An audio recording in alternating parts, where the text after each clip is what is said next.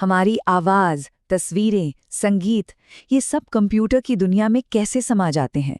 मतलब 0 और 1 में कैसे बदल जाते हैं? ये एक तरह का डिजिटल जादू है ना? तो चलिए आज इसी जादू के पीछे के विज्ञान को समझते हैं। हम बात करेंगे क्वांटाइजेशन की। ये सवाल तो बहुत मजेदार है। सही कहा ना। जरा पुराने जमाने को याद करें। कैसेट टेप होते थे, कुछ 100 बार बजाने के बाद उनकी आवाज कैसी खराब सी होने लगती थी, घिस जाती थी। पर आज एक MP3 फाइल है, उसे 1000 बार चलाओ या 10 लाख बार, आवाज एकदम वैसी की वैसी। तो ऐसा क्यों है? इसका राज छिपा है एनालॉग और डिजिटल के बीच के एक बहुत बड़े फर्क में। तो इस सवाल का जवाब ढूंढने के लिए चलिए पहले उस दुनिया में चलते हैं जिसे हम पीछे छोड़ आए हैं। हाँ, मैं बात कर रही हूँ एनालॉग की, उस नाजुक दुनिया की। तो एनालॉग सिग्नल होता क्या है? समझिए, ये असलियत की एक सच्ची कॉपी है। जब कोई गाता है तो उसकी आवाज की लहर में कितने अनगिनत उतार चढ़ाव होते हैं ना। एनालॉग सिग्नल की कोशिश होती है कि वो हर एक उतार चढ़ाव को बिल्कुल वैसे का वैसा पकड़ ले। ये एक बहती नदी की तरह है, लगातार बिना किसी रुकावट के। पर इस सच्चाई की एक कीमत चुकानी पड़ती है। सोचिए, एक फुसफुसाहट है, जैसे जैसे वो दूर जाती है धीमी पड़ती जाती है ना। ठीक वैसे ही एनालॉग सिग्नल भी जब तार में सफर करते हैं तो कमजोर पड़ जाते हैं। इसी को कहते हैं एटेन्युएशन, और ये एनालॉग की पहली बड़ी मुसीबत है। लेकिन रुकिए, बात सिर्फ कमजोर होने पर खत्म नहीं होती। इससे भी बड़ी एक और दिक्कत है, और वो है शोर, यानी कि नॉइज। अपने सफर में ये सिग्नल अपने आसपास से बहुत सारा फालतू का शोर भी उठा लेता है। और अब आती है सबसे बड़ी गड़बड़। अब सिग्नल कमजोर हो गया तो उसे ताकत देने के लिए हम एम्पलीफायर लगाते हैं। लेकिन एम्पलीफायर बेचारे इतने होशियार नहीं होते। वो असली आवाज और उस फालतू के शोर में फर्क ही नहीं कर पाते। तो नतीजा, वो सिग्नल के साथ साथ शोर को भी जोर से बढ़ा देते हैं। हर एम्पलीफायर के बाद सिग्नल और गंदा और खराब होता जाता है, इतना कि आखिर में असली सिग्नल पहचानना ही मुश्किल हो जाता है। तो भाई, इस गंदे और भरोसे के लायक ना रहने वाले एनालॉग सिग्नल का इलाज क्या है? इसका जवाब है डिजिटल की दुनिया। और यहीं पर सबसे बड़ा फर्क आता है। देखिए, जहां एनालॉग एक बहती हुई नदी है, वही डिजिटल सीढ़ियों की तरह है, अलग अलग, एकदम पक्के कदम। यहां अनंत संभावनाएं नहीं हैं, बस कुछ गिने चुने मान हैं, जिन्हें हम 0 और 1 की शक्ल में दिखाते हैं। और जानते हैं, इसी वजह से डिजिटल इतना जबरदस्त है। इसकी एकदम परफेक्ट कॉपी बन सकती है, जितनी बार चाहे उतनी बार। आवाज में कोई कमी नहीं आएगी। अगर कोई गलती या थोड़ा बहुत शोर आ भी गया ना, तो उसे आसानी से हटाया जा सकता है।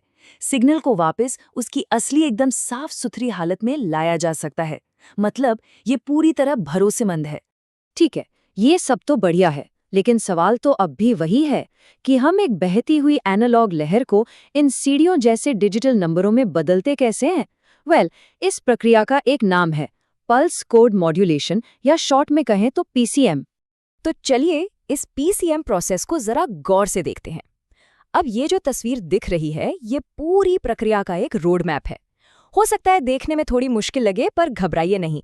असल में ये सिर्फ 3 बहुत ही आसान स्टेप्स में पूरी हो जाती है। ये 3 कदम हैं: सैम्पलिंग, क्वांटाइजिंग और एनकोडिंग। चलिए एक एक करके समझते हैं। सबसे पहले हम उस बहती हुई लहर के, समझिए, फटाफट फोटो खींचते हैं, एकदम स्नैपशॉट्स। इसे कहते हैं सैम्पलिंग। फिर हर फोटो को एक नंबर दे दिया जाता है, ये है क्वांटाइजिंग।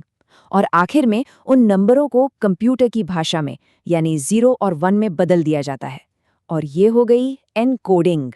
अब देखिए, ये जो सैम्पलिंग है ना, इसकी रफ्तार बहुत मायने रखती है। एक मिसाल लेते हैं। टेलीफोन पर जो बात होती है, उसमें आवाज को पकड़ने के लिए सिस्टम हर एक सेकंड में पता है कितनी बार, 8000 बार सिग्नल का स्नैपशॉट लेता है। सोचिए कितना तेज है ये, ताकि आवाज की कोई भी जरूरी डिटेल छूट ना जाए। चलिए अब आते हैं इस पूरी कहानी के सबसे अहम हिस्से पर, दूसरा और सबसे जरूरी कदम, जिसे कहते हैं क्वांटाइजेशन। सच कहूं तो असली जादू यहीं पर होता है। इसे समझने का एक बहुत अच्छा तरीका है। सोचिए कि एक खूबसूरत सूर्यास्त की पेंटिंग बनानी है, लेकिन आपके पास क्रेयॉन का एक छोटा सा डिब्बा है जिसमें गिने चुने रंग हैं। तो क्या करेंगे? आसमान के हर हिस्से के लिए अपने डिब्बे में से जो सबसे करीबी रंग होगा उसी को चुनेंगे, है ना? क्वांटाइजेशन बिल्कुल यही काम करता है। तो अगर इसकी एक किताबी परिभाषा देखें तो वो ये है। ये वो प्रक्रिया है जो सैंपल्स की अनंत वैल्यूज को लेकर उन्हें कुछ गिने चुने फिक्स्ड वैल्यूज के सेट में बदल देती है। आसान भाषा में कहें तो हम असलियत को थोड़ा सा राउंड ऑफ कर रहे हैं।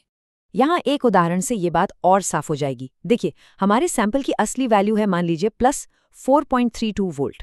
अभी बहुत सटीक है। क्वांटाइजेशन क्या करेगा? वो इसे सबसे नज़दीकी वैल्यू जैसे कि 110 पर राउंड ऑफ कर देगा। इसी तरह -3.19 वोल्ट बन जाएगा -81। देखा, अनंत संभावनाओं को हमने कुछ मुट्ठी भर विकल्पों में बदल दिया। और जैसे ही हमारे पास ये साफ सुथरे पक्के नंबर आ जाते हैं, बस फिर तो उन्हें बाइनरी में यानी 0 और 1 में बदलना बच्चों का खेल है। और अब हमें मिलता है एक ऐसा सिग्नल जिसे कंप्यूटर समझ सकता है, जिसकी नकल बना सकता है और जिसे हर तरह की गड़बड़ी से बचा कर रख सकता है। तो इस पूरी कहानी का निचोड़ क्या है? असल में ये एक तरह का समझौता है, एक चुनाव है जो हमें करना पड़ता है। एक तरफ है एनालॉग, जो हमें असलियत की एकदम परफेक्ट बारीक से बारीक डिटेल वाली तस्वीर देता है, लेकिन ये बहुत नाजुक है, आसानी से खराब हो जाता है। दूसरी तरफ है डिजिटल।